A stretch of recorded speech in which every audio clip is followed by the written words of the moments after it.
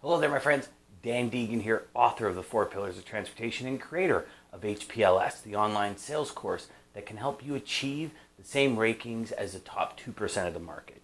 Today, I want to talk to you about scheduling to win. You know, have you ever set out on a Monday morning or a Tuesday or a Wednesday, whatever day of the week it is, and said to yourself, today I'm going to go out the day and I'm going to sell from this time to this time. And I'm going to do this from this time to this time. Then I'm going to create that presentation from this time to this time. And then all of a sudden, towards the end of the day, you realize, I never got around to selling today. I didn't get to that presentation. I never scheduled that next meeting. See, that's all because we didn't really lock those activities, those tasks, if you will, into our day. Now, when I say that, a lot of people say, well, Dan, hold on. Things, they get away from me. Or the day sometimes gets away from me. And I get that. But if you really stop and look at your day, there was some procrastination in there. There was some activities that probably didn't need to be done at that time. But a lot of the times in our subconscious, we say, okay, it's the pursuit of pleasure, the avoidance of pain. And sometimes that avoidance of pain supersedes that pursuit of pleasure, right? So that pursuit of locking ourselves down for 2 hours a day to sell, right? It's painful because you got to make cold calls. You got to hear no's. You got to get hung-ups. You got to get, through the gatekeepers. You got to hear a lot of voicemails. You got to, so those, when you're selling, that becomes an avoidance of pain to not do it, right? I mean, how many salespeople truly enjoy cold calls, right? Now, that's all about the perspective of the cold call, and that'll be another video that we talk about. For this video, I want to talk specifically about scheduling yourself to win, right? So as we start now, midway, close to the end of January, we really start to look at, okay, what are the goals that I want for this year? What have you done so far from the beginning of January till now to start achieving those goals? I mean, it's a big question, really. Do you have that goal scheduled? Like, if I were to jump into your life today, and a lot of my clients, when they come to me for sales training, I say, okay, open up your agenda, open up your calendar. Let's see what you're doing to achieve your goals. And you know what? 9 out of 10, 9.8 out of 10 usually, they don't have it, right? Like, what are you scheduling when it comes to your education to get to that next level of sales? What are you scheduling when it comes to, speaking classes or negotiating classes or different programs? Have you signed up for HPLS? Have you signed up for a program that's really going to take you from where you are and really help you achieve the heights of where you can be, right? These are big questions. So this video is going to be all based on the assumption, as you're watching it, that you have your goals set, right? Your new really big goals for 2019 you have set. So the first one I want to talk about is how much time for you to accomplish the goals that you want to set out this year. How much time do you need, daily, weekly, monthly, in order to make that happen? So as we sit here right now, bust out your agendas and really write that down. Ponder it. Ask yourself, how much time do I need to accomplish my next goal that I really want to attain in my sales, in logistics and transportation? Then we're going to talk about 2 factors here. We're going to choose some dates and times that we are going to dedicate specifically to. For this particular video, I'm going to talk about mainly calls and meetings, but you can have, calls can be conference calls, meetings could be meetings. You can also, the calls could be sales calls, block out a period of time for sales calls. You'll see that as we go through it. And then the third one I want to talk about is one that really kills a lot of people, which is buffer time. A lot of people, when they start scheduling, they kind of go really whacked out in the scheduling and they start over scheduling. And then what happens is they had no buffer time. So all of a sudden, like, oh my gosh, this ran 15 minutes late, and then I got this, and I got this, and I got this, and all of a sudden that it becomes overwhelming. So we're really going to break that down. And then the fourth aspect that I want to talk about today is do not, for any reason, allow somebody else's false emergencies to get into your schedule, right? So you have somebody, oh, you know what, I totally forgot, I should have asked you last week, I really, really need this. You got to really stop and say to yourself, okay, where is that going to take me? I mean, I could get pretty in depth when it comes to this scheduling part of it and really scheduling to really be successful. You know, I wish 23 years ago when I started in this industry that somebody taught me about scheduling. I really do, because I couldn't tell you how many hours I wasted. And, you know, even up to the point where I really started figuring this scheduling thing out about 2 years ago, and my business went from here to there. I mean, it took off like 5, 6, 7 times the amount of business in 2 years. All because I scheduled the wins in. And what I mean by that is I started really focusing on, okay, in order for me to get to this level, I really need to make this many more sales. In order to make this many more sales, I got to do this many more calls. In order to do this many more calls, I really need to start blocking my time, which we're going to talk about, okay? So this is going to be a basic overview. I've got pretty much a week schedule here. These are kind of your time slots, as you'll see as we go through. I mean, in HPLS, the High Performance Logistics Sales course that I created, there's almost an entire module on scheduling. I mean, scheduling your weeks, months, years, really planning out and creating those check-in points to where your goals are, where you got to be, how far are you short, how can you gain it up. But really what I want to look at for this particular as a whole is I want to look at your week, right? So break out your calendar right now and tell me, do you have anything scheduled besides meetings that you might have to be at that maybe somebody else called? Do you have anything scheduled? Do you have curriculum scheduled? Do you have education scheduled? Do you have anything like that scheduled? Because if you don't, you're not going to get to the levels that you really want to get to, okay? So what I'm going to do is I'm going to use 3 different colors here, okay? So I'm going to show you, pretty much replicate my schedule that I use, and I'm going to kind of walk you through the reasonings for that, mainly because it's really worked for me, okay?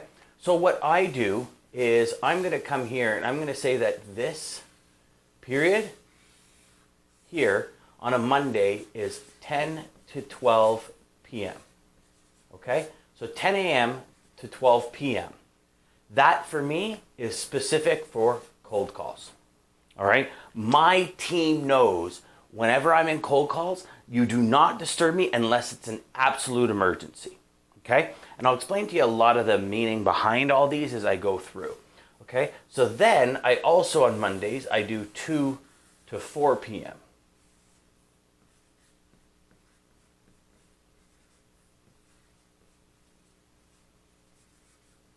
Okay?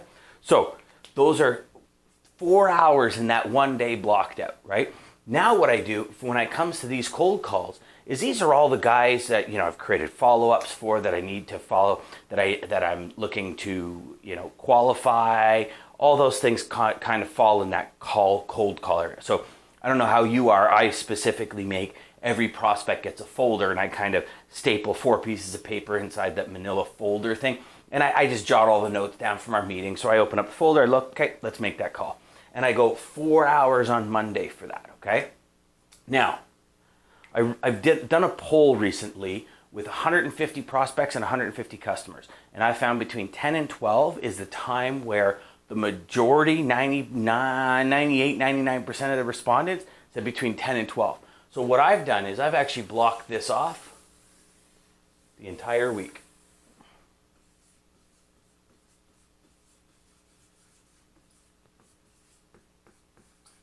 Okay? Now, strategically then, because I've done this for the entire week, and not only that, the respondents were from every time zone, strategically what do I do is we're talking East Coast USA, East Coast Canada, you know, Eastern time zone, if you will. And then what I do from 2 to 4, this would be Western time zone. And that's because most of the respondents said that 10 to 12 period is kind of that lull in their day, which is the best time for them to talk. So what I'm doing is I'm capitalizing on that 2 to 4, because I want to make sure that the West Coast, when I hit the West Coast, it's there. Now, with the 2 to 4 though, I do it 3 days a week.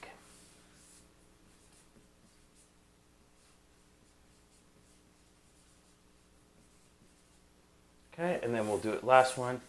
Do this on Friday.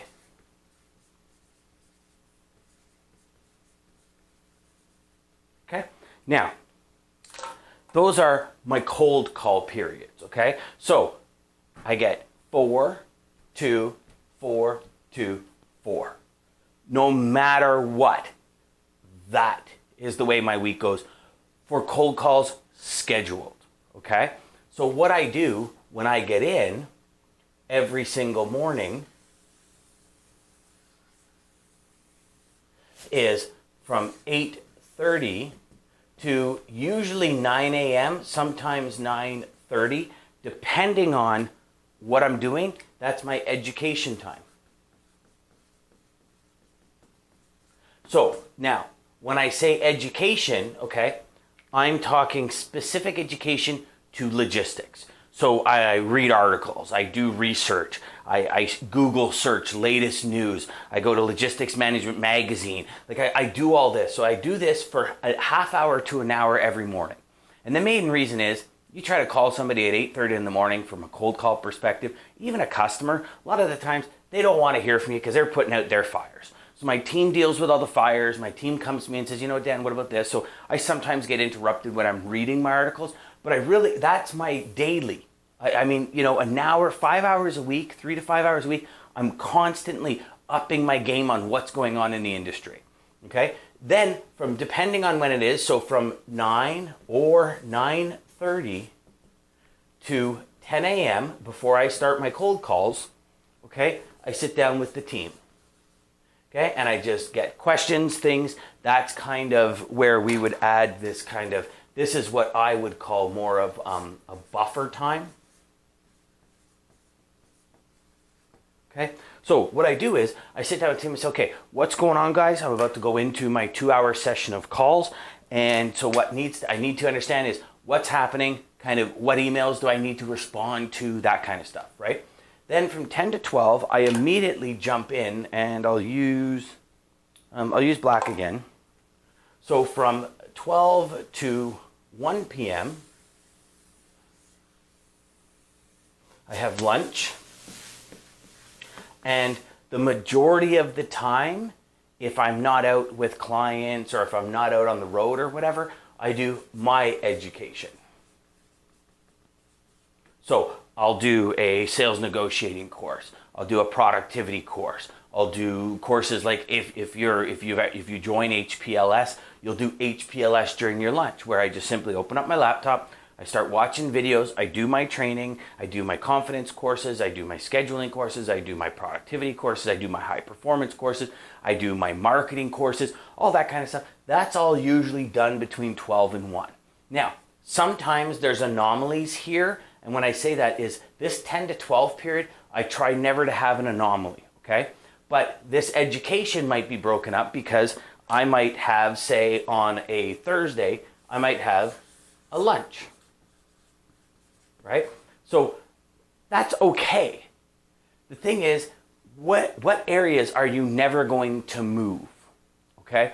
So, for example, my Monday, my Wednesday, and my Fridays, I try never to move these times, okay?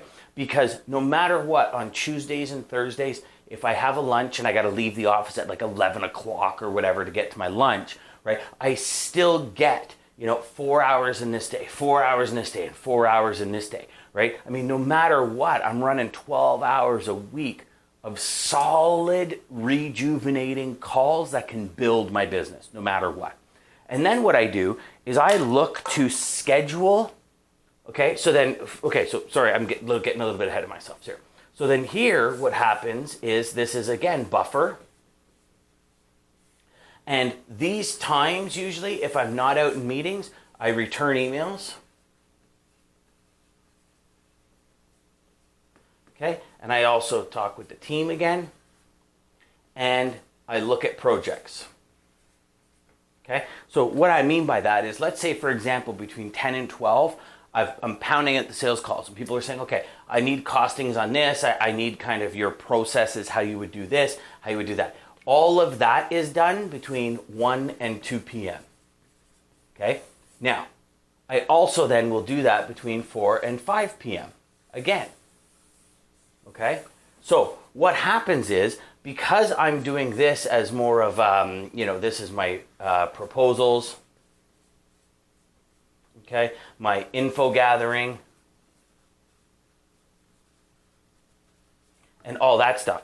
Now, what happens is I've got 2 hours a day to do that, right? But you got to understand, when I'm doing all my cold calls, when I break for lunch, I say, okay, team, here's what I need costing on, right? So if you don't have a team, then that you might want to take this education period and maybe cut it in half and say, okay, for half of it, I'm going to do this. Then it gives me an hour and a half to gather all my rates and my information, everything, because everyone that requested information or wanted stuff in this call period, I get to before the end of the day, right? And then everyone that wanted it in this call period, I start it here. I sometimes finish it here, but no matter what, I finish it within 24 hours, right? And then what happens is, so let's say, for example, this Tuesday and Thursday, for example, because I don't have calls in the afternoon, I'll actually also use those times to try and plot in meetings, right? So let's say, for example, if I've got a meeting here,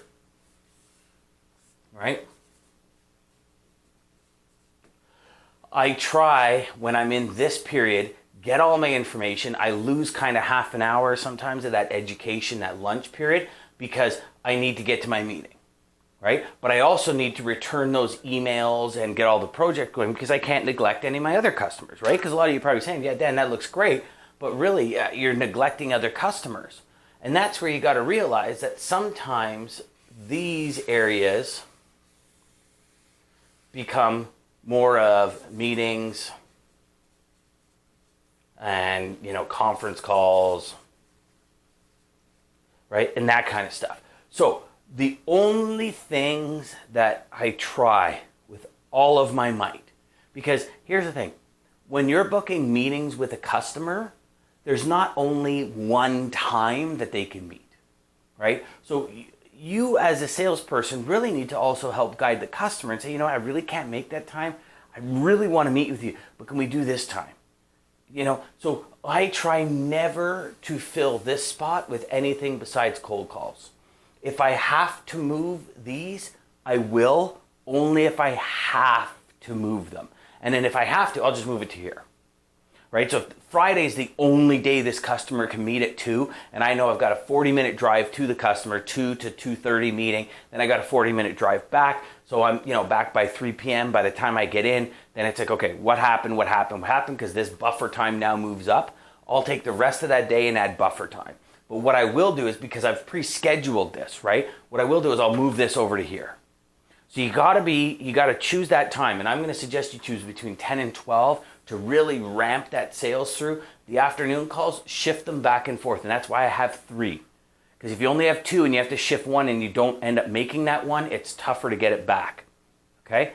So I hope that served you. I mean, I know this is kind of messy, but just understand, you really need to focus and say to yourself, how much time do I need to make that goal work?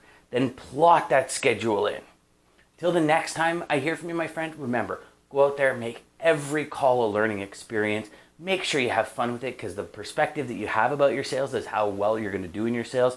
And make sure you live every day in a full sales capacity. Take care.